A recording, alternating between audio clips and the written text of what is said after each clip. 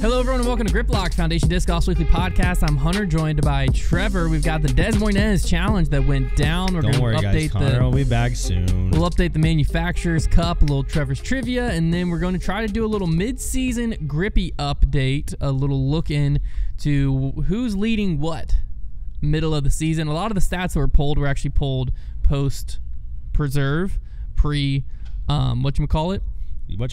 Des Moines. So we do have to factor that into some of the stats I'm going to read, but let's go ahead and dive straight in. Des Moines Challenge, we had Anthony Barela taking it down on the MPO side with Matty O and Gannon Buhr behind him, and then Emily Weatherman taking it down in FPO with Eliezra Mittling and Natalie Ryan tied for second. This was the first win of the 18-year-old Emily Weatherman's career so far. Very impressive win. I didn't realize she was that young until someone tweeted it. 18.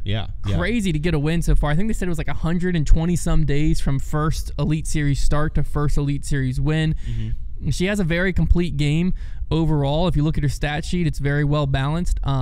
She hit some very big putts, especially down the stretch. I think what really, if you were going to say like this is the thing that I think really won it for her in comparison to the field, was keeping her disc in play and avoiding OB. It was avoiding mistakes in general. Because if you look at Natalie Ryan, Owen Scoggins, not only was there OB strokes, but missed putts. Yeah. Some bad missed putts. Owen especially. Very shocking. Uncharacteristically from Owen. And she made plenty of good putts, but I mean, you looked down the stretch there, missing that short one to stay in it. Like that was just she opened the round. So uncharacteristic. Not to jump into Owen, because obviously it's Emily's day, but Owen opened the round with just some bad missed putts. She missed a couple. She had only missed, I believe, one inside of C1, like days 1 and 2, I think they were saying on commentary, and then like missed a couple inside the first 10 holes. It looks like she missed 4 overall final round, but 2 of them were on hole 1 and hole 5.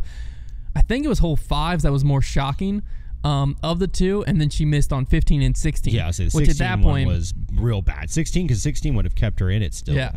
But no, I think this was one of the more entertaining FPO events yet. I think that this course just played really well for that division. I think the reason being is because distance was surely an advantage. You know, you saw at times certain players getting much further up the fairway on par 4s. But I think everybody had a really good shot at this course. I think it was really entertaining. A lot of the par 3s were super fun to watch. And we got a really nice duel down the stretch there. We had a lot of players in it. Missy Gannon was still in it. Obviously, Weatherman. Eliezra looked awesome out there as well. There were just plenty of players in the mix. You look at that even distribution on the leaderboard, like that's what we want to see more of in that division. And yeah, like we said, it just came down to Emily Weatherman. When I look at her game as a whole, it's clean. Like, I wasn't blown away by anything she was doing, but she was throwing. I'll say the one thing that impressed me the most was her composure down the stretch. Absolutely. Making that putt towards the end around was a 17. I think she made the long putt. 17. I mean, the one on 18 that was at the time felt like for the win was also long, and also threw an awesome turnover on 18 to even get there. That's a tough shot under that pressure. So that's what really impressed me about her game. But the rest of it was just clean. She made a lot of putts that I think. She made a lot of putts that were outside the circle, gaining strokes on competitors that way, and just, kept the disc in play. Owen really lost command down the stretch there, and that's what cost her just as much as anything. But, great event for Emily, and it's cool to see an FPO player getting a win so early, because I think we do see a lot of FPO talent emerge, but then take quite a bit of time to get that first win. We kind of had that with Holland just recently. We're still waiting on Haley King. She had an okay event, but we're still kind of waiting on her. Obviously, does have wins, but waiting on her to kind of realize her potential. But Emily Weatherman, that's the next one to look out for. It's exciting right now having Silva Sarnen doing what she's doing right now in Europe, and now Emily Weatherman getting a win over here. We have some when the field does get back together, I feel like there's gonna be all these new names to kind of look at and pay attention to, and that's the best case scenario you could get out of this division split that we have right now, is sort of looking forward to when it all does meet up together. It's like when the Live Tour and the PGA Tour guys meet up for majors. It's the same thing with the Europe DGPT and the... that's what it is. They're the Live Tour. Yeah, I don't think we go that far, but Emily, let's talk age for a second here, because Emily Weatherman, 18. Yeah. Eliezer Mittling came in second. She's 17. And you just mentioned Silva Saarinen. From what I just looked at, she's either 20 or 21. Yeah. I couldn't quite tell by when that article was written, but she's young. So we got young. And like you were saying previously. Shout out Heather Young. When we've seen, she needs to get back in sport. When we've seen young players emerge, and it, like the ones that came to my mind were like the Mandahano sisters. Yeah. Where like we knew about them for a while. Yeah. Right? They came out onto tour. They would like get up in there, be in the top 10. They felt like they could be the next big thing.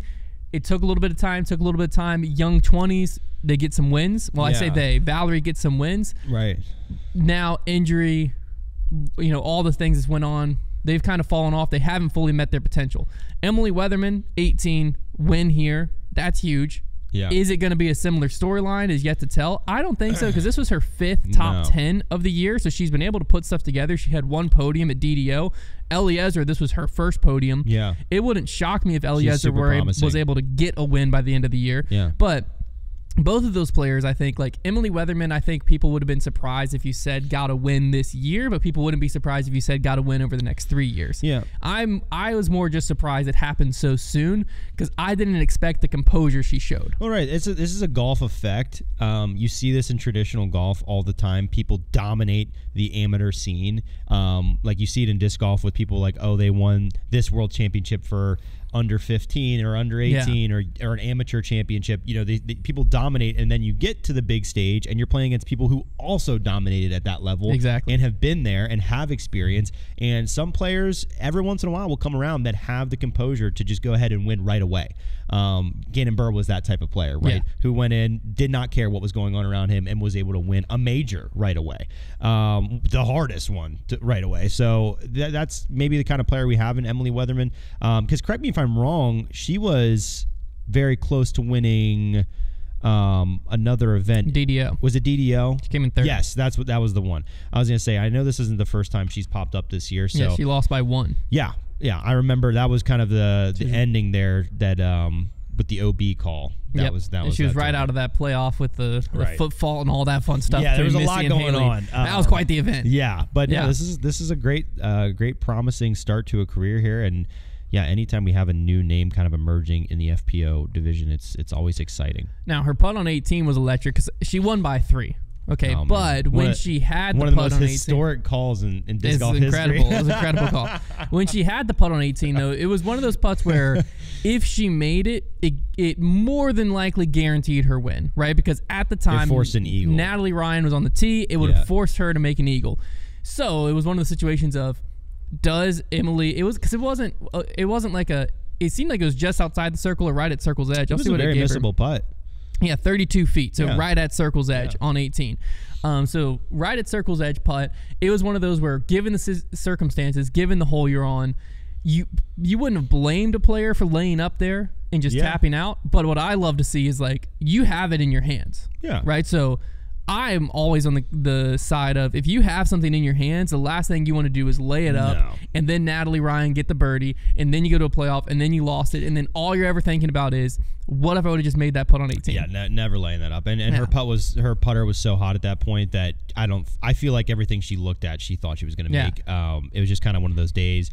She was having putts catch low right, low left, wherever she was hitting the basket, and it was it was just, I feel like the basket probably looked huge to her at that point. She had all the pressure on her shoulders and then cashed it dead center. And for all intents and purposes, it was over. It was really over once they then cut and showed Natalie Ryan through at OB. I'm not even going to get into the call. What do you mean you're not going to get into the call? No, I've talked about it too many times. I've talked about it too many times. Ian Anderson, great guy, great for the sport, awful for the commentary booth. He needs to get out of there. I'll mention it because it was hilarious. I mean, we've said our piece about, like, how annoying it is when commentators call it over before it's over. And normally what we're talking about is, like, we're on hole 14 or 15 and somebody goes up 3 strokes and the commentator's like, oh, it's got to be over now, which is, like, ridiculous in its own right. However, this was an all-time great one because I don't know if there was maybe a lack of awareness on the score, maybe, but Ian Anderson, literally after she made that putt to go up by 2 with Natalie Ryan on the tee of a par 4. Remember that James Conrad thing that happened a few years back? That can happen.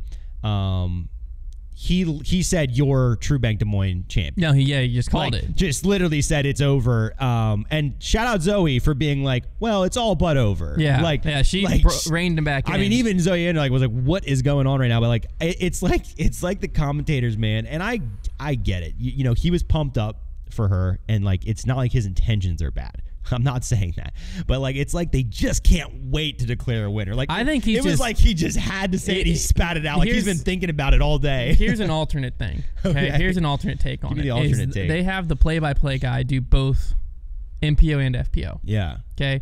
So the sooner FPO's over, the more of a break he has before MPO. Yeah, he was trying to make his final call and get out. His goal is how early in FPO can I call it so that I can just go on break. Yeah, the lunch spread looks unreal today. Yeah, he's looking over and he's like, dang, dude, they brought in Duncan today. And he's like, man. Jimmy Johns, let's go. Yeah, so he's just, I think that's where it is. It's like he's trying to get out of the commentary booth as early as possible. Might be. And so he's like, she made the putt. Let's end the broadcast, guys. There it is. Your 2024 True Bank Des Moines champion. Blah blah blah. I mean, Emily Weatherman. It's like we got a whole other hole to play. They haven't even teed off. And like one player's within two. We also there could have been a scoring error. Like, anything could happen. You just don't make that like the winner call like that. Like at that spot, it's so crazy. And like, talk about if you want to get everybody to root for whoever does need the miracle shot. Like, that's one way to do it, is just call it over like that. But it was crazy. Like I couldn't believe when I heard. I was like, wait a second. Like, I have started doing math in my head. I'm like, I'm pretty sure that's not a 3-stroke lead. Like, what's going on? Natalie Ryan ended up throwing it OB, and that is when it was like you could have officially called it done. And then it was officially over. And like at that point, after the OB throw, then you may even say something like, it looks like Emily Weather is going to be your True Bank. Yeah, but you still don't call it. But like, just there's still golf to play. It's just out of respect. You're not the champion until the event's over. Like, out of respect for the lead card, let him finish until the scorecard is signed. Like, you could go in there, have a scoring error, and take a stroke penalty. Yeah, I wasn't gonna bring it up because I'm just sick of talking about commentary, and I'm sure y'all are sick of hearing about it. But I mean, it was just all time crazy. It was all time. It was just terrible. Now, one thing that was interesting is Stat Mando tweeted. So on coverage, they are talking. You officially have beef with Stat Mando? No, I just found this very interesting because they did what it is. Well, I'll bring it. Let me talk about it. So Brian Earhart interviews Emily Weatherman, and he says, "You're the first player on the Pro Tour since 2017 to win from the chase card." Blah blah blah. That's that. I opened Twitter, and Stat Mando has this tweet. Emily Weatherman wins the True Bank Des Moines Challenge, her first career Elite Series win. Weatherman becomes the first FPO Elite Series chase card winner and trailed by 5 strokes in today's round. Weatherman holds the substantial lead, blah, blah, blah. So I responded back. I said, I thought on coverage they said a chase card winner happened in 2017. And then they responded back and said, well, Paige Pierce won the 2017 GMC from the chase card. This was a DGPT event, but a PDGA-sanctioned A-tier event. So then I quote tweeted that and wanted to bring up this talking point of, should we, in my opinion, yes, should we just retroactively make all DGPT events Elite Series? Like the fact that there were like Disc Golf Pro Tour events that were happening during the NT, and Elite Series didn't exist yet. There was just NT was the classification, I think, and then they reclassified those to ES. But like those were the Elite Series. Then you had the Disc Golf Pro Tour, even though they were paying out more and people cared about it more, as A tiers. And so then it was like you have this type of a stat where it says Emily Weatherman's the first FPO Elite Series chase card winner, but then on coverage you're saying, well, she's the second in the Pro Tour to do it. Yeah. And then as like I'm sitting there like, who's wrong? And they're both right due to a technicality. That's the stat keeping game, man. It's all about picking and choosing which clarifications make your stat sound better. But like I just think I feel like for the sake of like future clarification, like Pro Tours should just always be Elite Series. Yeah, I would agree. I mean, there's that weird window at the beginning of the Pro Tour where like the events maybe weren't as popular, but like yeah, it probably is easiest just to make all the full Pro Tours that weren't silver events, like anything that we're gonna call. I mean, it's such a mess at this point. Well, because then I also saw this one that I thought was funny. Now you got these European ones going on. We are gonna look back on these like few years and be so confused about what counts. This is another thing I thought was funny because I don't know how golf does this, right? Because you have tour events and then you have major events. Sure. So in golf, do they count major winners as tour winners?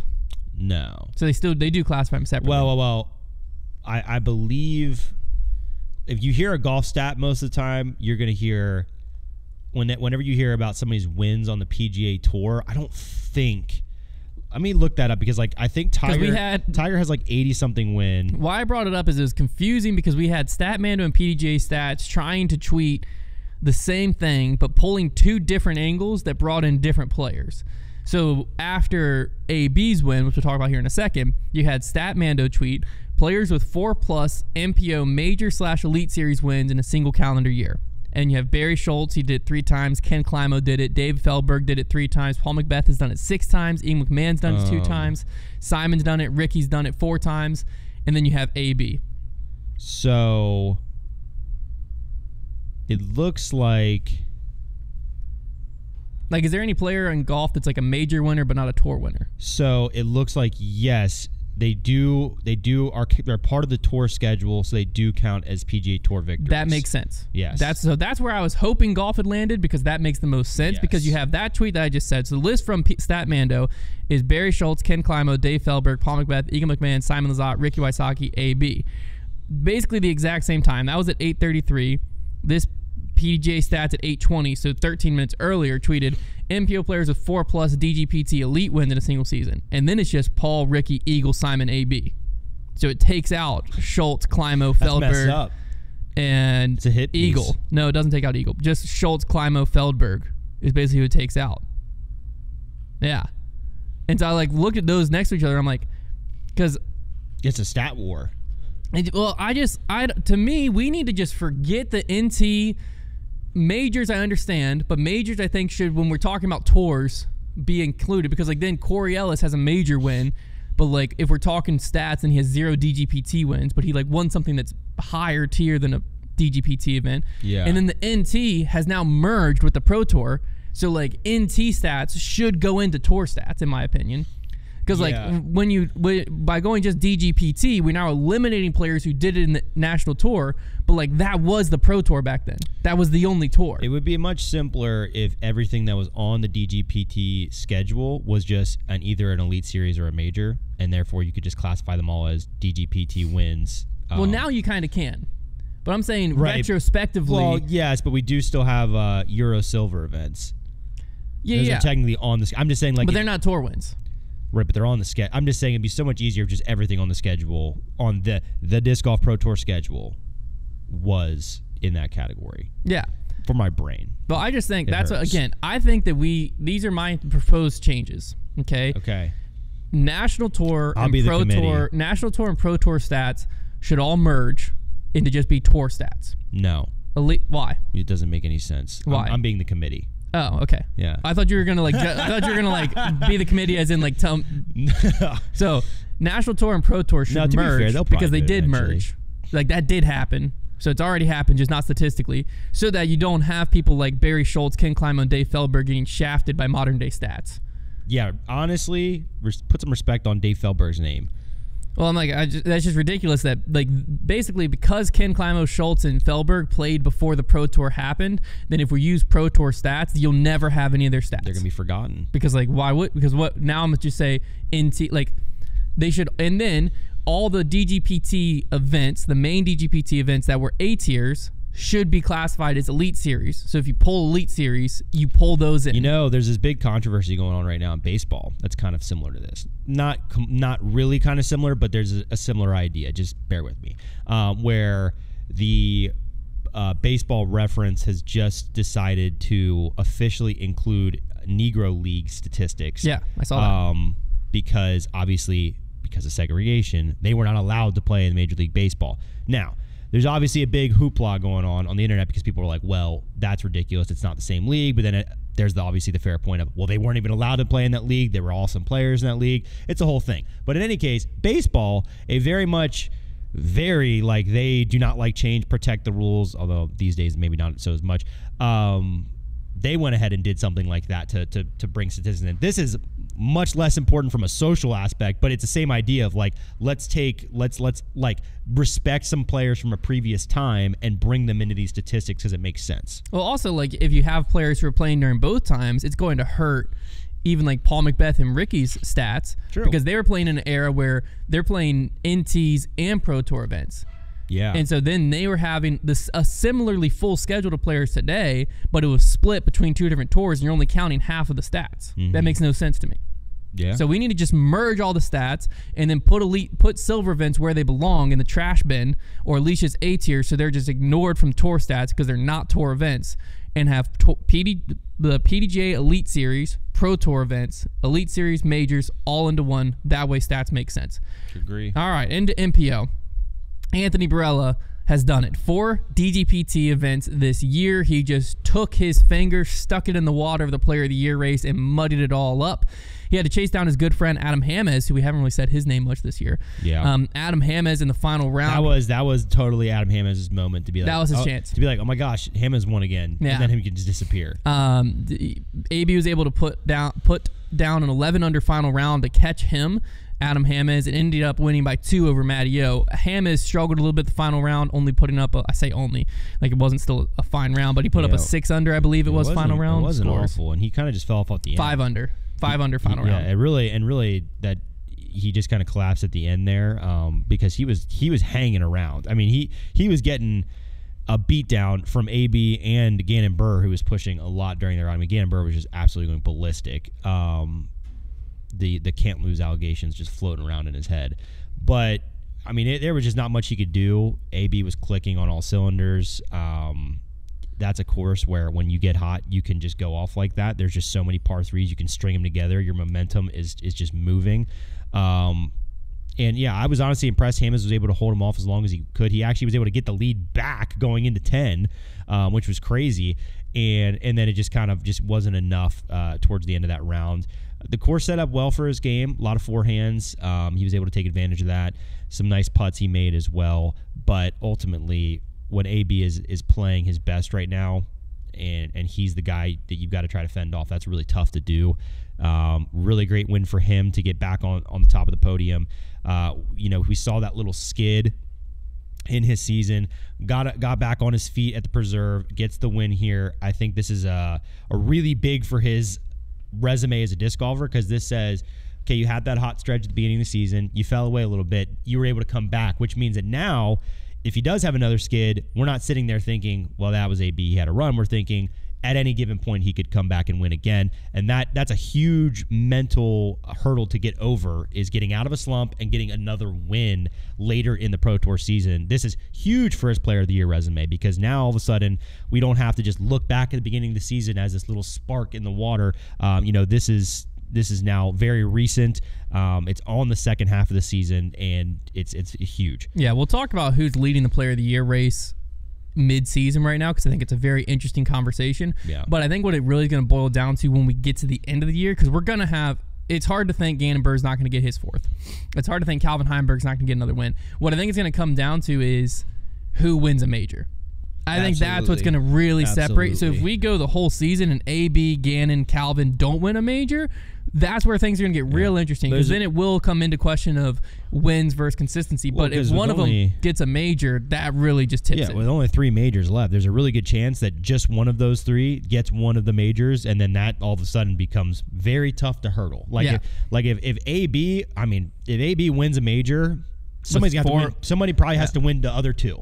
To be able to hurdle him. Well, because he would at that point have 4 wins plus a major. Yeah. I don't know if Gannon, because the thing that'll be interesting. How many wins does Gannon have to get without a major if AB has 4? Like 7? 4 in a major, yeah. We're talking 6 or 7, like 7 wins hurdle probably. But I'm saying what the interesting conversation we're going to run into is similar to what we had last year with Calvin, but with more wins, is we might run into the end of the year with AB having 4 wins in a major in this scenario, Gannon Buhr having 5 Pro Tour wins, but Gannon Buhr's average finishing place being like 4th. Yeah. And it's going to be the same thing of last year, where it's the consistency versus the wins. And then what happens if Rick wins 2 majors and then he has a Pro Tour? Yeah. No, the Player of the Year is going to be crazy. It's going to be very crazy, because right now, I mean, you could make arguments probably for anybody. I would say definitely for 2 people, but yeah. Well, so Gannon Buhr, probably the other person you're referring to there, he was able to battle his way back into a podium. He came out with a 6 under opening round, finished with a 12 under. If he would just had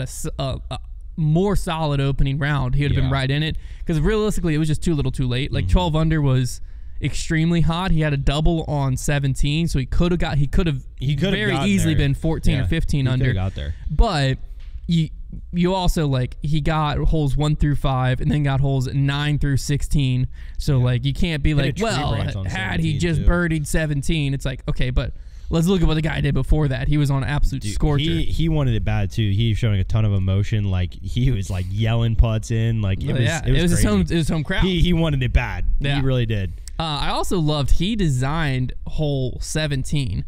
And I thought it was very interesting if you look at hole 17, because hole 17, if you didn't watch it, it was the hole where you had like a out the gap. There's kind of 2 gaps to hit coming out the woods. Then it was into this little landing zone, and then you had another OB carry to reach the green. Very well designed hole, in my opinion. Yeah. And he was tweeting about the scoring spread, because it is a very good scoring spread, especially for hole 17 here. Super good. If you look at it, it was. I was trying to see what the percentage. It looks like someone eagled. That's what I'm saying. Was there one eagle? Who had the eagle? Robert Burridge. Nice. He threw in from 250 feet. Sick. But you had the one eagle, but then you had on round 3. This is just round 3, but most rounds looked like this. 25% of the field was birdieing.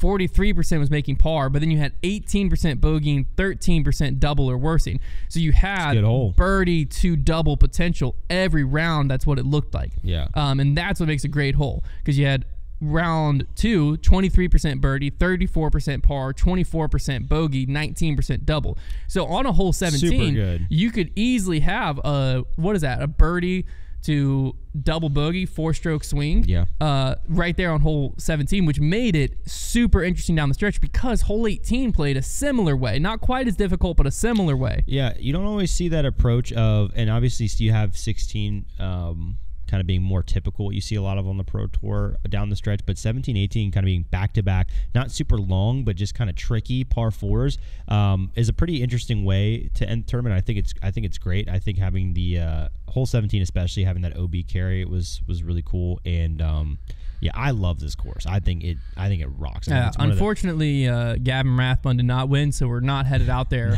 this year. But in the future, we'll definitely get out there. Did you notice our epic duel of the dark horses? I did not. No, I'll tell you. Maybe I don't know. Maybe I want you to just look at it. You're gonna take a while to find it. Who was my dark horse? Brandon Lotta took 70th, and Kevin Jones took 82nd. Dang it, KJ! What a battle! Dang, that's tough. I saw Brandon took 70th. I'm like, oh, KJ. Brandon took it. Brandon took it in the final round. He shot a 4 under. Kevin Jones shot only a 1 under. He took it in the final round. 82nd to lose the dark horse. Dang it. The dark horse pick got way harder doing outside the tour standings, because you're just getting players that are cold, but like ice cold. KJ, like I would have bet the house he doesn't come 82nd. Like, I would have thought. Oh my gosh. Yeah. He was DJing again. He was from the Red Bull. From the Red Bull stage. Red Bull stage. Shout out to everybody who came out to watch and whatever else they were doing out there. I forget what he said. I don't know. But yeah, the other player, I want to talk about 2 more players before we get into the Manufacturer Cup update, because I do want to leave enough time for the Grippies this week. First off, Matty O, a lot more up and down season than we would have expected out of him, but he now has back-to-back podiums with the Preserve, and then here. Could it point to a really consistent finish, more of a classic Matty O finish, or do you think it's just the field's weaker these last 2 events? That's what's leading to this. I don't know. I mean, yeah, Matty O, his game isn't quite clicking as well as I think he wants it to, but yeah, I think he'll hang around the rest of the season. Did you see the 50-50 rail grind he had getting into that mulch hole? Yes, dude, that was sick. Unreal. He hated it out of his hand. It was so bad. It was so low right. Yanked it over, and the way that thing jumped over there, it was awesome. That's like you never get that break. No, he did. Now I like him though the second half of the season. Yeah, I like a lot of the courses. I could definitely see it being a more consistent finish, but I mean last year he was just consistent start to finish, it felt like. Yeah. So definitely a slower start, but he likes to be that guy when a lot of other players like get in a duel and are just trying to chase, that he's the one that's just there. He's just there, and then like he'll sneak in there like this one and take that second place and be like, yeah, I win. Yeah, like I'll take that cash, thank you very much. Yeah. Calvin Heimberg is the final guy we got to talk about, because in the preview show we were convinced there's no this guy's a madman, dude. Yeah, that's what I literally put. I said Calvin Heimberg did the madman thing we didn't expect. He flew back. So he played the Swedish Open and then flew back the day after. He flew in night before the Swedish Open, played the course blind. Everyone in the comments wanted to make sure we knew that, as if round 3 wasn't his worst round. Guess what? By round 3, he wasn't playing it blind at the Swedish Open. Comments. You goobers. Yeah, you can respond to that now. But then he gets on a plane and flies back to Des Moines and plays this event for who knows what reason. I can't wrap my mind around it. I want to know. Like, he came in 7th. It was fine, but like, what was he doing back here? Like, because he's going back to Europe. His next event's the European Open. Surely Innova, like, did they fly this man? Did they charter this man a flight? Like, did he fly private? Like, did this guy really hop in these airports and just be sitting around and like having to fly like commercial and like I know Innova's got that bag that they may have just like. You think they chartered a private plane for him? I would say it's incredibly unlikely. Unlikely. But I'm just saying, if I'm Calvin, that's the only way you're convincing me is if you're like, don't worry, Calvin, we'll fly you out, or at least give the man first class. Like, maybe there was just like a little bonus if he, but like, maybe. But they're not tied to Des Moines. Okay, so wait. Are you saying the Swedish Open? He missed. But then if you get a bonus to go to the Swedish Open, why are you coming back to Des Moines? If you get a bonus to play Des Moines, why are you going to the Swedish Open? Hey, maybe he missed 1 or 2 events. Did he miss just 1, or did he miss 2 events? Maybe 2. Maybe he has a bonus if he plays a certain amount of events, and he needed to meet that, and it was worth the travel costs or whatever. Maybe. I'm sure his travel's covered, but like, maybe the man just loves disc golf. That's but like, what I'm leaning I towards. can't even like judge his performances. I'm like, he doesn't even know what year it is. Yeah, he doesn't know where he's at. He has no idea where he's at right now. Well, I guess if you fly over and then get back soon enough, well, no, it can't be soon enough. Like, he's jet lagged to death right now. Yeah, and he's just going right back to Europe. Calvin Heimberg is in the twilight zone. That man does not know what is going on. He's going right back to Europe. We need to get a flight tracker on Calvin Heimberg. How is he making it back and forth? What airline? Is he flying business class at least? Is he getting the back of his seat kicked with his grip bag in the overhead? I just couldn't believe when like he got a tee time assigned. I was like, they made a mistake. He's a madman. And then he played, and I was like, what is the guy doing back in the States? It's a great grit move, though. Yeah. For the love of the game. I respect it. The man loves We disc might have to golf. give him a grippy for it. Yeah. This is the kind of stuff we need to be writing down. Yeah, we might have to give him a grippy. Grit award of the Grit move of the year. Grit move of the year, playing back to back. Or just back to back Europe, US, Europe. Or we just give him like the frequent flyer grippy. The frequent flyer grippy. It's a good one. That's funny. See, I'm gonna start the Yeah, notes you write that one down. I'm gonna start the notes app. Before we get to Trevor's trivia, I want to update the Manufacturers Cup real quick. Interesting week here. Exciting week. Discraft led the week in points with 27 by pairing AB's win with Adam Hammes' solo 4th place. And this, earning them 27 points, jumps them into the season lead here. Discraft now has a lead over Discmania. Discraft's in the lead at 342 points. Discmania's at 333. Then comes Innova at 168. Dynamic at 125. Prodigy earned 0. They're at 87.5. DGA got some points. They're at 60 points. Westside's at 56. MVP at 36. Castbox at 23rd. And then Latitude 64 moves into 10th place, replacing Mint Dis in their top 10 due to Jake Ebenheimer's solo 6th place. Clash Dis also got their first point of the year with Evan Smith finishing a tied for 7th. So Latitude now in the top 10 there. But Evan Smith always comes out of hibernation for this event, I swear. I always see some highlight. Didn't he ace the one hole across the water? This year or previously? No, not this year, but maybe I think he has, because like I know that name is so synonymous with this event. AB almost aced that hole. You see him hit the base. Yeah, it was awesome. Did he go putter? It looked like a putter. It's that Luna. Yeah, that sick. Yellow one. If anybody out there has that Luna, just please send it my way. I know they're rare. I need it. I might have one. No, you don't. That yellow Big Z one? Yeah, they're like the original Big Z. I used to have one. It had a Paul Macbeth misprint stamp on it. I'd put together a crazy trade package for that. Well, I'll check my shelf. I might have given it to someone. Crazy. But I had it at one point. My rule of thumb basically for AB is like if there's a course where he can use that frequently, you're toast. Like he throws that thing like 400 feet on a line. Yeah, it was dead straight the whole way. Tons of glide. All right, it's time to hop into the You're welcome, Discraft. It's time to hop into the fan favorite segment of Trevor's trivia after a quick word from, after these quick messages. We'll put it that way. Go ahead, Trev. Are we cutting that in? We're so smart. It's because did I ruin the effect by saying you ruined that? The effect? Yeah. Well, because audio. No, I get it. I know exactly what we're doing. I remember. We had to throw audio in there. Yeah. Audio ads and. I've got a really fun game. You ruined it. We're just already pulled audio out. Audio out of their world. I'm breaking the fourth wall. Your speakers are talking to you right now. Hello, John. How are you doing on your commute? How's the traffic on 501 South Chris. Dude, somebody just freaked out. Okay, this is going to be an interesting game because it might be really hard. It's going to be really hard. Once again, play along if you're listening. Hunter has no opponents right now. Connor will be back eventually. Okay. Okay, here's the way this works. The statistic that we're going to be referencing to play this game is season earnings for this year, up to date. Up to date, not including this past tournament, but that's not really going to matter. So the first thing I'm going to allow you to do is choose a reference player. Okay. MPO or FPO.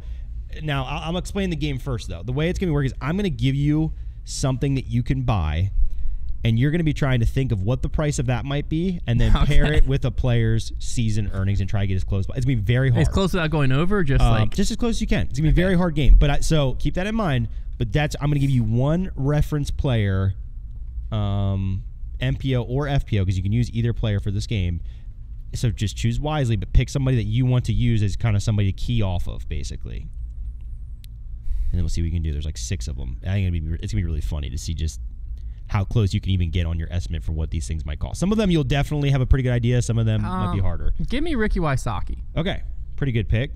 Like a solid season so far. Definitely like a great season. Definitely going to be on the higher end. Not the like highest you could possibly get at Gannon, but like he's like 3rd or 4th, I think. Probably on the cash list, maybe 2nd. Wow. Yeah, he's made a bag. He has made a bag this year. Yeah.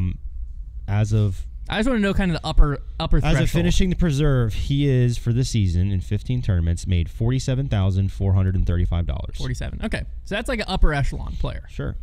Okay. Your first. You can only use players once, by the way. Okay. Your first item is a 2024 Toyota 4Runner. Now, this is the most base model. Base model 4Runner. MSRP. Okay. Brand new. Advertised on their site. So that's probably like base model 4Runner is probably like 38, if I had to guess, maybe 40. Okay. So I need to go basically right below Rick. Okay. Give me Calvin Heimberg. You're on a really good train of thought because the base model 4Runner is $40,705. So you're definitely at least we're accurate with the first part. We'll just see how good your guessing was when it comes to Calvin's going to have cashed more than Rick. I will say Rick kind of surprised me how high he was. Calvin Heimberg has made $46,470. Okay. So I was on the right train of thought. You're about $6,000 off there. I'm not upset with that. Not bad. I got less than Rick, which is what I was going for. Your next item is 100 shares of Amazon stock. No idea where Amazon is right now, because I don't know if they did a stock split or not.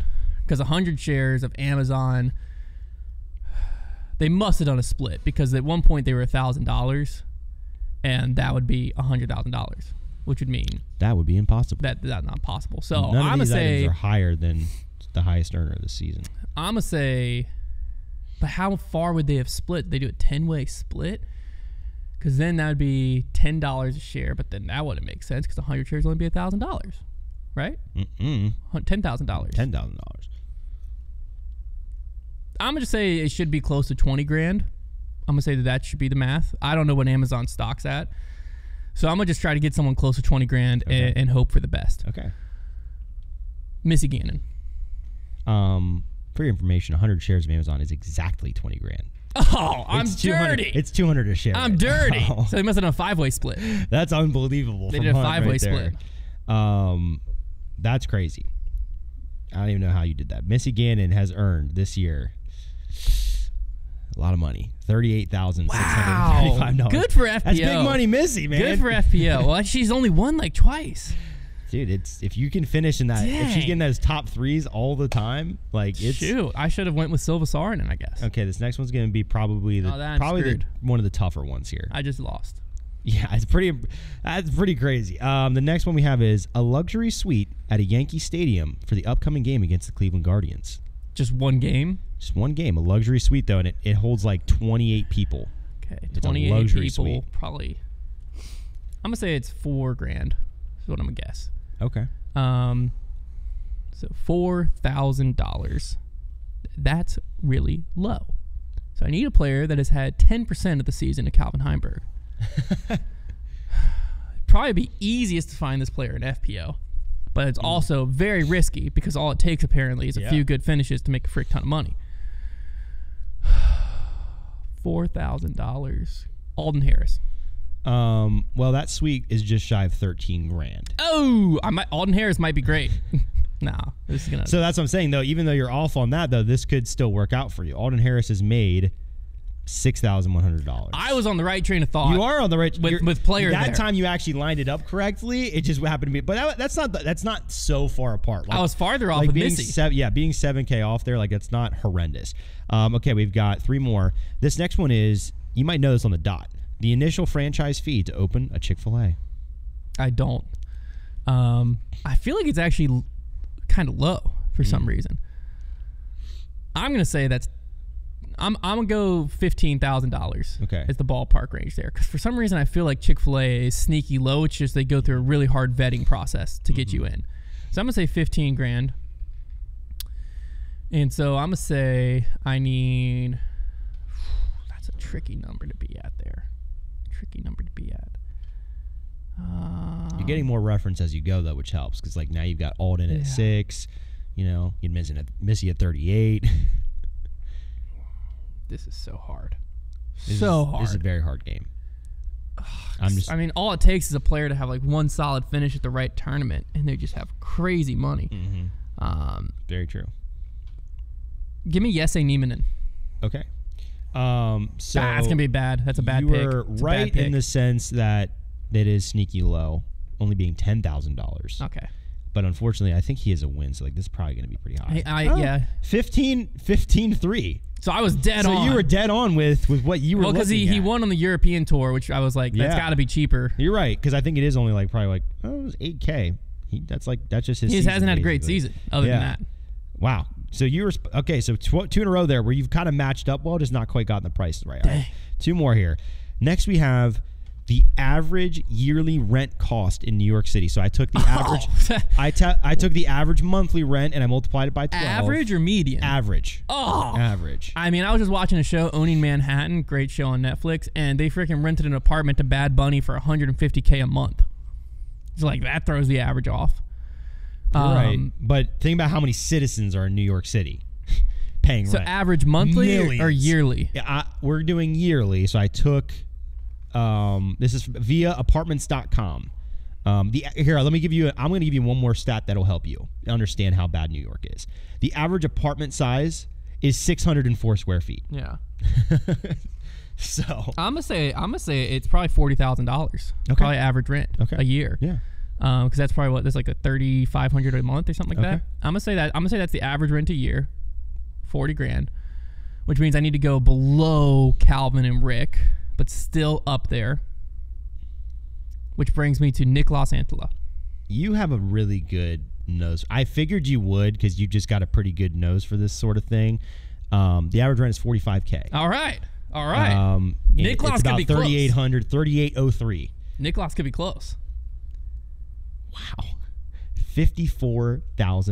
Niklas has made this year. He's made more than Rick. He made good for him. 10 at Open at Austin, almost 10 at Champions Cup for coming in second. Wow. 8-3 at Turku, 6-5 at Waco. Yeah, he's made a bag. Good for him. That man has only had 2 events where he hasn't cashed, and like almost all of his cashes are $1,000 or more. Wow. That doesn't even like seem right. What in the world? But I knew he was having a good season. I didn't realize that good. Yeah, dude's balling out of control. I suck at this game. I'm good at one aspect of the game, and I'm bad at the other. Realistically, how hard this game is, you're actually doing really well. Like, this game is really hard. Okay, last one's a fun one. This is the tuition cost for 1 semester at Duke University. At Duke? 1 semester?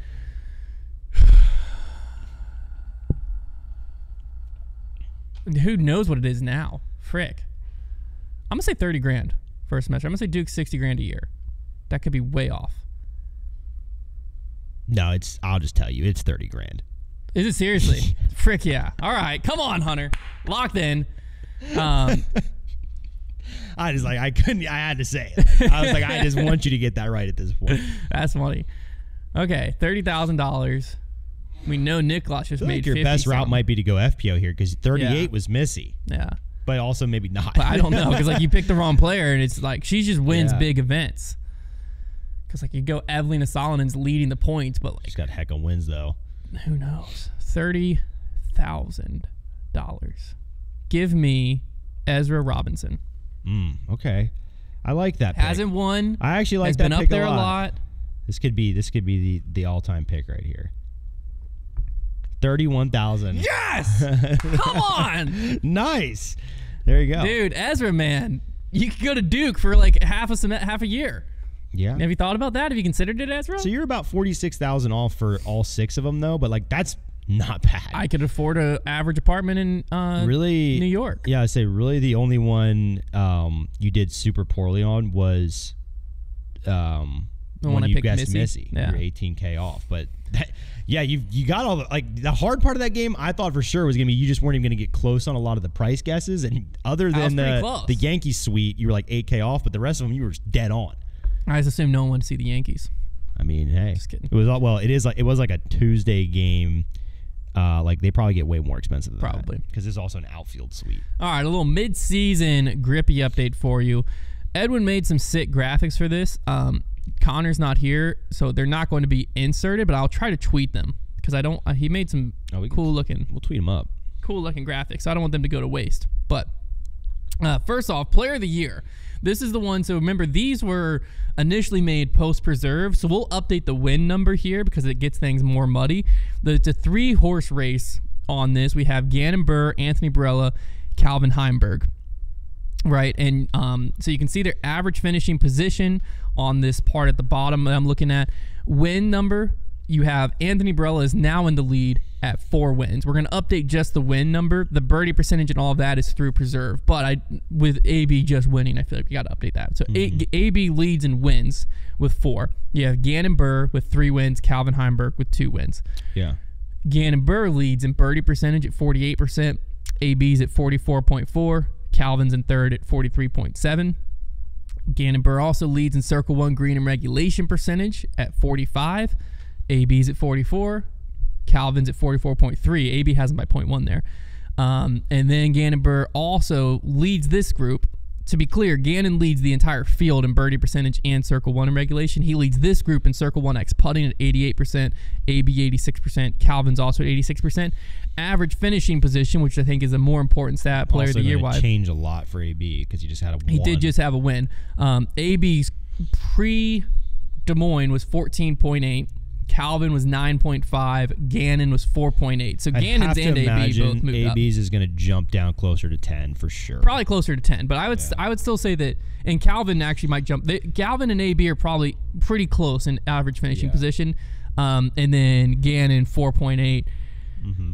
So really what it comes down to is mid-season, what are we liking? Do we like a player with more wins or a player with more consistency? Because AB has the 4 wins. Gannon Buhr's average finishing position is at the worst it's been all season at 4.8.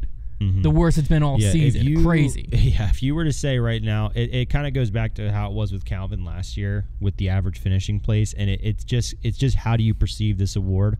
Now this year it's a little bit different because Gannon also has a bunch of wins. So it's not. There's not the majors aren't in play yet because it's so hard to even talk about this. But if the season were to end today, like if the season was over right now, you could give either Gannon. You're never giving it to Calvin. Yes. You're going to give it to either AB or Gannon, and either way, I would be like that makes sense. Because like I said, if Gannon had 2 to AB's 4 and just had the finishing place, I don't care if AB had 4 wins to Gannon's 2. And AB's average finishing place was 2, and AB's was 50th. I don't care. Yeah, it doesn't matter. I'm just giving it to AB because at some point you have to just value the person who wins.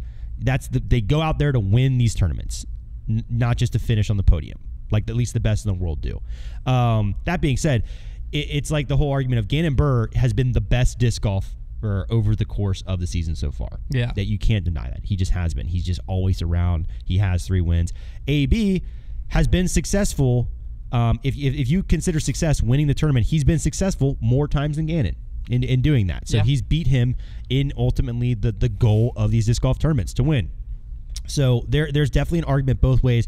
I got to say, even for me being an Anthony Barela fan, it's really tough if I had to choose right now who I would give my vote for. You do. Because I'll say this, I think it's a total coin flip because I've always been somebody who tries to sit on the side of the wins matter, and also because I like AB. because let's not act like voters aren't biased. If they say they're not, they're liars. I would give it to Anthony Barela. Yeah, it is very tough. But if you said, I disagree, I'd give it to Gannon Buhr, I'd be like, that's fine. It is very tough. I could never get heated over it. Because I'm very much on the side of wins talk. But what we're looking at here is a player who he has won 3 times, Gannon Buhr. Like he's won, and the what I think slips up more for me is AB's slip, where Gannon hasn't had that slip. That's what's really tough. But AB has 4 wins to Gannon's 3. It's so hard to look at that. It's such a what do you value? Because like at the same place, like you can look at a tournament and be like, oh well, AB took 40th, but Gannon took 3rd. But like to some people, it might be like, well, yeah, but who cares? Like if wins are what matters. It's just how do you look at disc golf? And I think there's levels to it, right? Because certain players, of course, your players that are outside the top 10, outside the top 20, of course they're not going into every event thinking it's win or bust, like wins are what matters. It's a privilege to be good enough at disc golf on the Pro Tour to think that way. Yeah. You either have to have the big contracts, the established careers, like a Gannon Buhr or Ricky Wysocki, somebody who's been around long enough, or you have to be somebody who's just playing that well to think that way. I know a lot of players go in just looking for good finishes, and if they get into winning time, whatever. But I think when you're looking at Player of the Year, it's not unfair to assess it from a more black and white perspective of did you win or did you not? Because I think they're going in every event wanting that. Now, let me ask you this question. I can tell you right now, when Gannon Buhr was getting all pumped down the stretch, chasing down AB, it wasn't because he was thinking, sick, I'm going to get top 3. He's trying to win the tournament. Do you value plus events any differently? No. Okay. No. Because Gannon has 2 plus events wins. No, I don't. To 0 of ABs. I don't. Now, if we were to go event by event and say, because obviously you could argue, well, this win that AB just had was at one of the weaker fields, but it is tough when Gannon was there. Yeah, no, that's what I was looking at. Has one of Gannon wins been when AB's not there? Yeah, when it becomes a head-to-head argument, you have to really take it head-to-head, event by event. They've played the exact same season. Yeah. Like they've played every event that one player's been at, the other one's been at. But here's the good news is we still have 3 majors to make this picture clear for us, because right now it's just not clear, and it would be actually a really entertaining voting cycle for it, but there's a really good chance that after all the majors are done, we'll have a much better idea, or worse. Yeah, I think the tough part is I value majors so heavily that when we're just looking at pro, because that's what last year I went Isaac Robinson because the dude won 2 majors, and like if you gave what it came down to for me last year, and I think it's coming down to mid-season here, is if I took any pro tour, any player, okay, if I went to Zach Melton and I said, would you rather have 2 major wins, or what did Calvin have, 4 Elite Series wins last year, I think it was? I want to say he had 3 and a silver. 3 and a silver, something like that. Which season would you rather have? Just look at that. Mm-hmm. Everyone's going to want the majors. Yeah. When I go here and I say, would you rather have 4 Elite Series wins or 3 Elite Series wins? And you look at the stats, I think more players would rather have the 3 wins averaging 4th. And here's the thing. So I'm going Gannon Buhr. Right, and here's the thing. I love people talk about Player of the Year and get all worked up about it, but you got to look at the beauty of these awards. The beauty of the awards is that the award isn't called who won the most of the year or who was the most consistent of the year. It's just called Player of the Year, and they do that for a reason so that you can formulate your own opinion and vote. And they even throw in some more, solid numbers into the system. But the reason you add a vote into it is because I believe these awards, the kind of subjectiveness nature of them, is what makes them so great. It's because at the end of the day, it doesn't affect their earnings. It could, but probably not in a massive way. This isn't how you win any kind of disc golf championship. It's just an award, and because you can look back at any sports league and be like, well, so and so should have won MVP this year, whatever. There's always gonna be tough arguments. But I think it's just a lot of fun to decide. Oh, absolutely. Decide who, as long as you're using at least somewhat rational thinking processes, which I think you could do both to arrive at Gannon or AB right now. You could cast your vote however you want, but you don't get to yet. Yeah. Now we've got DGPT Rookie of the Year leader so far. We have Jesse Nieminen, probably is the front runner. He leads in DGPT points, wins, 1 being DGPT Europe event, 3 top 10s. He's cashed at 7 events. Braden Sides is technically second on this list, mainly because he has a top 10, but he has 126 DGPT points, 0 wins, 1 top 10, 3 cash. And then you have Calvin Longquist is the other player here, 178 DGPT points, 0 wins, 0 top 10s, cashed at 6 events. However, Niemann's been pretty solid. Yes, Niemann's is the one you got to go with right now, but it's not over for Braden or Calvin, mainly because Yesse's win can be overshadowed by consistent top 10s or podiums in a stronger field. So Yesse's win, if you were to win, or if they were to win, But for right now, we only have 1 top 10 on the table for the other 2 players, whereas Yesse has 3. He also, Yesse's cashed at more of it. Yeah, he leads every category. So Rookie of the Year early, Yesse Niemann, we don't not get really a ton of we don't get a lot of rookie seasons, at least on the MPO side, that are like so in your face. Burridge had a pretty good rookie campaign. Did he actually not count for it though? Wasn't that a whole thing? I think there was something weird. They adjust what it counts as a rookie like 4 times. But Niemann's been good though. He really has. Edwin also put together a best new contract. Kind of a pointless topic, to be honest, right now, but it's fun to look at because Gannon Buhr leads in every category. DGPT points, wins, podiums, good idea, top though, 10. For a potential grippy best and worst contract. Next, you have Yesse Niemann, and it actually comes in second on the best new contract, Kevin in my Jones opinion. In second? Not even on the list. Mainly because he has that win, he has podiums, he has top 10s, and he's currently 28th in the Pro Tour points. And then Emerson Keith is actually the 3rd one on here. And I thought that what I wanted to bring this up, though, is because Gannon Buhr obviously wins this so far, best new contract. But if you look at year-over-year key statistics with new manufacturer, fascinating. Gannon's improved his birdie rate by 4%. He's improved his Circle 1 green and regulation by 9%. And he's improved his Circle 1 putting by 2%. Whereas Yesse's birdie rate's down 10%. His green and regulation is down 20%. His putting's the exact same. And Emerson's birdie rate's down 5%. His Circle 1 green and regulation is actually up 6%, but his Circle 1 putting's down 1%. So Gannon is the only one of these 3 that has actually improved in all 3 statistic categories, meaning he's actually playing better with Discmania than he was with Prodigy. A lot of factors to that beyond just the discs. Probably just playing a lot freer out there, but I thought that was a very interesting one. Now, this next one could be very interesting to talk through. Worst new contract. Yeah, well, the tough thing, I mean, these are fascinating to look at. The tough thing is if we don't know the value of the contract, you can't never. It's just performance-wise, new player. We would need to actually know the value of the contract and how many discs that player sold. Yes, but statistic-wise, worst new contract. We have Alden Harris, Chris Clemens, and Eagle McMahon are the 3 that were pulled up here. Eagle's a little bit of a fraud one, in my opinion, because he's just getting back. So how long do we say just getting back? How long do we get to say it? A few more months. Okay. 5 months.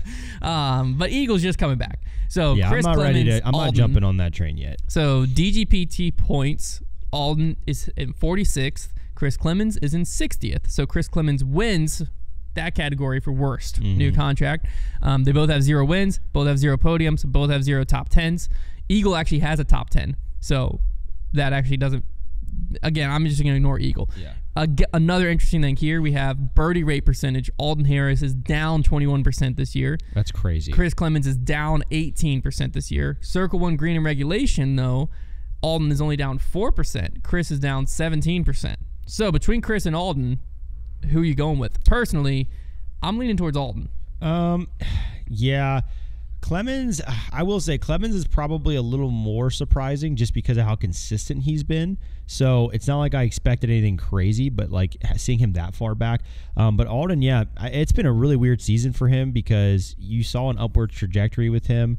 And I always thought he was kind of a player that was just really sneaky good and kind of moving up, and really, really struggled this year. Really struggled, and I did not see that coming. I thought he would at least kind of stay where he's been at. So I think he can still turn it around for sure. But yeah, Clemens has been very odd. Like you just don't expect that. Like moving to Discraft, there's plenty of molds over there that would be fine. For his game, and that. Having a player who's been consistent for so long struggling like that, it really doesn't make any sense. Now, I think why I'm going with Alden is only because he was on that upward trajectory. Yeah. So that feels more shocking than a player that's always been there and slips a little bit. You know what I'm saying? To me, at least. Yeah. A player who's like, I'm expecting this year to be better than last year. It turns out pretty drastically worse than last year. Yeah. Feels different than a player I'm expecting to be the same and it's a little worse. Definitely both not what I was thinking would happen. Now this is another interesting one. We have the most accurate player. So this compares fairway hits, circle 1 green and regulation, circle 2 green and regulation, and OB rate. The 3 nominees here are Gannon, Buhr, Kyle Klein, and Niklas Antila. Yeah. Gannon Buhr leads the field in circle 1 green and regulation, also leads the field in circle 2 green and regulation, but within a few point percentages behind him is Kyle Klein. So Gannon's at 45.9 circle 1, Kyle's at 45.3. Gannon's at 70 on the dot circle 2, Kyle's at 69.7. OB rate, they're also pretty close. Kyle actually leads the field in fairway hit percentage, and then Niklas is just slightly behind them in all of them. Other interesting stat it's really here. Funny because with Gannon and Niklas especially, you have this 2 really accurate players. Gannon just absolutely yanking over on the most overstable disc you'll ever see, and just waiting for them to fade out, whereas Niklas has some of the best like angle control and plays these delicate hyzer flips. Both very accurate. Yeah. 2 ways to play this game. Yeah, it is very interesting. But what's also interesting is birdie rate technical short holes. Gannon leads at 50%. He birdies 50% of the technical short holes, whereas Kyle birdies 45%, Niklas birdies 46%. But then on technical long holes, Gannon is at 31%, Kyle's at 30%, and Niklas is at 37%. What does that tell us? I don't really know. I have no idea. Yeah. I think it means that hyzer flip players are better on longer holes. That makes sense, I guess. I'm just pulling that because I'm a hyzer flip player. Yeah, I mean, like that. I would think that, like... I like that stat. I don't know. Gannon's good at all of them. Gannon would lead most accurate player. If you lead 3 of the 4 stat categories over the other 2 players, you got to have it. Gannon is just going to... This is a forecasting. We have a whole half of the year ahead of us. I'm imagining Gannon mops the floor with the grippies. Imagine Gannon's going to get a lot of grippies. Depends on what we make the grippies. True. I mean, if we make the grippies, like... longest arms, yeah, he'd probably do pretty well. I don't know. Him and Simon. And Andrew Marweed. Andrew Marweed might win it all. Well, if we went pound for pound, maybe, but like if it's just straight up longest arms, you're not beating Gannon. I'd be interested to compare wingspan between Andrew Marweed and Gannon Buhr. Marweed's not tall enough. You don't think? Marweed's tall. Gannon's 6'5". I think Marweed's tall. Yeah, he might be like 6'3", but he's not, I don't think he's 6'5". 6'5". Oh. Yeah. Okay. Maybe. I was gonna say Marweed. I didn't realize. I think Marweed played. Sorry, Andrew. I wasn't familiar with your game. I think he played college basketball. I've heard that, but I didn't. Okay, I did not know he was 6'5". Yeah, basketball player stats. He's 6'5" tall. He just doesn't look as tall. I think he walks a little more hunched. Gannon just stands up there like a tower. Or maybe it's because his arms are so long, it balances out his height. Maybe. I want to see it. Worlds, we got to get a wingspan comparison between them. Speaking of Marweed, best putter, we have Paul Ulibarri, Matt Bell, and Andrew Marweed. Shout out Paul Ulibarri. On the block for the best putters of the year. Paul Ulibarri leads Circle 1X putting at 93.5%. Matt Bell's Andrew Marweed's in second at 92.2. Matt Bell's in third at 89.7. It's really interesting in disc golf how I feel like quite often the best putter statistically is not one of the top like even 20 players. It is interesting, isn't it? Like it just shows you that like Matt Bell and Andrew Marweed have been the best putters in the world for years. And they just don't really win. That's just the difference between disc golf and golf, right? Because like in golf, if you are the best putter and you're good enough to be on tour, I have a hard time believing that you're not gaining so many. I guess it's just like at that top of that level, like the difference in being a 93% putter and being an 87% putter is going to maybe save you a stroke around. Yeah. So I guess that's really what it comes down to. That's what it is. Because everyone in disc golf's a great putter. Yeah. Is what it really is. Right. So when I'm looking at these stats, to me, if we're talking about the best putter, Circle 1X has to weigh heavier to me. Oh, yeah. Because once you get to Circle 2, it's just such a wide range that someone could be a dirty Circle 2 putter because they just keep giving themselves 35 footers. Spots, yeah. So Circle 1X putting and average strokes gain putting, I think, are the two that I'm like looking at the most. And Paul Ulibarri leads them both. He was not always that guy. He was not putting green. Like we need to get a Yuli like what changed. Well, he used to putt on Anheuser, so that's changed. True. But I don't think he was awesome when he started putting on Heiser. No. Good for him. Yeah. That's so really Yuli. impressive. So that's the mid-season kind of grippy statistical update. Shout out to Edwin's stats for those. I just want to talk through. Really, I'll just talk through one thing. Real quick. The other thing was, we got something popping off this morning. You've probably already seen it. We might still be live. Hopefully not, dude. 5 o'clock? I beg not. Oh, hopefully my not. gosh. But I got to talk about this because William Doyle, at Reb Willie D, shout out Reb, he tweeted at me and said, what are we thinking about these changes? One of the most iconic. Talk about the new London changes next week. I got things to say about that. What do we think about these changes? One of the most iconic holes in disc golf is going to be played a lot different now. It's hole 16 of the European Open, the iconic Anthony Barela choke hole. They have now added new rules. So previously this was a bunker rule, meaning I love the bunker rule. If you threw it in the fairway, you attacked the green, you miss it, you didn't take a penalty stroke, you just rethrew. And you just kept rethrowing until you were on the green. Great rule. Very interesting rule. Loved it. It made this hole very just dramatic because then you had players like AB just kept trying to go for it and couldn't get there when they could have laid up. Very interesting. Now, this hole sucks. Doesn't suck. It just hurts my feelings because now for any throw from the tee that comes to rest in the OB, players receive 1 penalty throw and must rethrow from the previous lie or continue to drop zone 1, which is about 328 feet away from the basket. For any throw from the fairway or from drop zone 1 that come to rest in the OB, player receives 1 penalty throw and must rethrow from previous lie or continue to drop zone 2, which looks to be about a 40 to 50 foot putt. I don't understand. Normal OB rules apply for drop zone 2. I just do not understand why disc golf is like, let's take the most electric thing that happened in our tournament last year and poop on it. Like, what kind of... The floating around theories that because they won the bid for Worlds in 2025 that they need to change it, I don't buy it because the European Open's already a major. So what's the difference? Yeah, good point. But good on you, Hunt. I don't know. I hate it. Because again, so like we had the most electric finish of all time. Like AB had it in his back, and then the bunker rule ruined it for him. If the bunker rule existed, AB probably would have won. Yeah, like if this was the rule, then AB would have just went shot in the fairway, threw his second OB. So stupid. Okay, whatever. He's got a 50-foot putt. So that's 1, 2, drop 3, 4. He takes a 5, and he's done. Dumb. That's it. Which he took like what, a 15 or something? It was I don't know what he ended up taking. It but was like, a number. I mean, he threw like 8 shots like in a row. 6 or 7 shots to get on there. Yeah, like that was electric. What are we doing? Maybe it's a pace of play thing because you got players like... I don't think... Okay, and if it's a pace of play thing, at least give them like 3 chances. Before, well, my like thing, make them burn some discs. Here's my opinion on if we want to change it. If it is a pace of play thing and we want to change it, then change it from the bunker rule to just OB, but you can't proceed to the island until you're on the island. So then AB throws, and he's got to advance to he can move up to the edge of the fairway.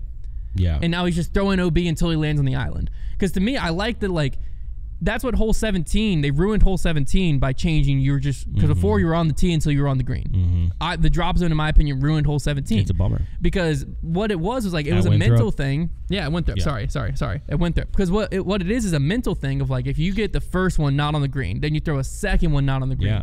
Well, now you're just stacking up and you're like, I have to execute this shot. And my best disc was the first one I threw. Fascinating. Loved that. Very fascinating. We got rid of it. There's still time to change. UC, if you're listening to this and you're the one that made this decision, there's still time to change. Or you could bribe us and we'll tell everybody it's awesome. No, I can't be bought. I stand firm on the bunker rule. Stand firm on it. We do have a Silas Select, but I don't feel right doing it without Connor. I actually have a way fun. I thought about this when Silas brought it up. I'm like, I think it'd be funnier if we both guess. And if we get it right, we just have to know that doesn't count. We just wasted our probably 1 in a million guess. Okay. So, we agreed, though, this does not count. If you guess it, it's just a bummer. It's just an asterisk. Yeah, it's just a huge bummer. It's just something where you know you got it, but you can't. Yeah. Okay. That's depressing, but... No, I think that's what makes it funny. It's like we're trying to now avoid it. Destroyer. Yeah, I just guess like something super... Wraith. I'm going to cry, dude. Like, I don't want to guess it. No. Oh my gosh, that was scary. I felt the rim with my thumb, and I was like, "That's a destroyer rim if I've ever felt it." I was like, "I just did it. I just did it. It doesn't count. It was a PD2." Yeah, that's what I'm the saying. closest we've ever gotten. Imagine wasting your 1 in a million guess on an asterisk. I think that's the closest we've ever gotten. Holy cow! Wow. Woo. Thank goodness. All right, that's Grip Lock. Appreciate y'all. We'll talk to you again soon.